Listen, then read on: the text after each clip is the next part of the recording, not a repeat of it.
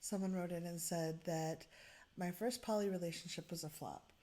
We connected, we had a really nice time, and suddenly the couple decided they weren't poly and dumped me. And then the boyfriend contacted me and was proposing a separate relationship with me, and the girlfriend was all upset. They're playing me hot and cold, and it's really draining. I want a poly relationship, but I'm not really sure if I should do it with this couple, and I'm afraid I might have that kind of connection with other people. How do I make sure that I have control and in what happens and get respect? This is Reid Mahalka from readaboutsex.com. It's Cathy from the intimacydojo.com. So that I understand this. This person was in a relationship, poly relationship. Yep, her first. With her primary, and then they were dating a couple, or just one of the people in the couple. From what I understand, there was a single person who was dating a couple. Okay. Yeah. And then who dumped her?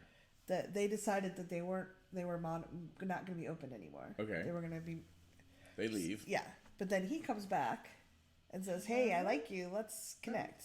But he's still with her. Yeah, and then she's also connecting and saying, "Don't do this because we're not monogamous. We're now monogamous." So, okay, let me get this straight. Single poly person. Yep. Dating a couple that's poly. Yep. They decide to go monogs. Mm-hmm. And now he wants to still date her. Yeah. Even though they're monogs. Yes. Leave. Not safe. Right? They have an agreement to be monogamous. Off limits. Alert, alert. Danger, Robinson, danger. Yeah, I think that's the simple answer. It is, and there is I've had this happen before too. Okay. Or that there was weird communication between like what we agreed and then what was happening later, and one person contacting me and the other one saying something different, and it's really confusing and stressful. For me, whenever I'm dating somebody who's in a couple, I want to check in with the couple every once in a while. Mm-hmm. If they already agreed to be monogamous, like that's why they broke up with you. Then if he's like, oh, it's okay for me to be poly now, talk to the other one. Be like, is that real? Is that true?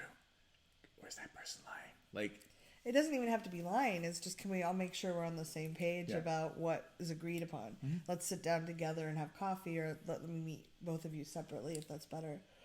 But it is really confusing. It's frustrating if you're out there trying to date and you find a couple that you really like, because it can be twice as hard to find a couple that you like because there's two people involved. If you want to date as a three, they were like all three of them dating. Yeah. So it's like a it was originally triad that's all connected. Yeah. And that can be like, you're like, oh, I finally found this couple that I really like, and then it's all falling apart, or the communication is really weird. So if you can just be gentle with yourself and realize that this is a learning process. It was your first poly relationship. Experience makes it easier. You start picking out little things in communications, and it's also, it's possible that you did nothing wrong. Yeah. They were a couple who were being poly, and now they want to be monogamous, or one of them wants to be monogamous, which means both of them are non-monogamous. I'm not saying any of this is easy. This is simple to say. It doesn't mean it's easy to implement, but you're not broken if you were dating a couple that was open or exploring openness, and then they decided to go back off the market. Yeah. Like, it sucks, but I don't know that you can always predict how couples are going to be. And if there's a couple that's been open for 5 years or 10 years, and they would date other people anyway, even if you weren't in the mix, that might be a better indication than this is my first poly relationship with a couple who's never had an open relationship before. Those are just different situations. I tend not to like to date. I'm a single poly. I'm not in a relationship right now. I have some lovers, but I tend not to like to date people that it's their first poly relationship. Mm-hmm. For me, it's just not a good fit. You don't like to be people's midwives? It tends to be a lot more work and clunkiness than I'm wanting to accommodate in my life right now. And there's nothing wrong either way. But especially as a new person coming out, it's if you can find someone who is more established and they have ground rules that they all understand, rather than someone who's also working out their own process, it can be easier. And it is, as a single person, it often does feel like the couple has more control, and then I don't have as much control.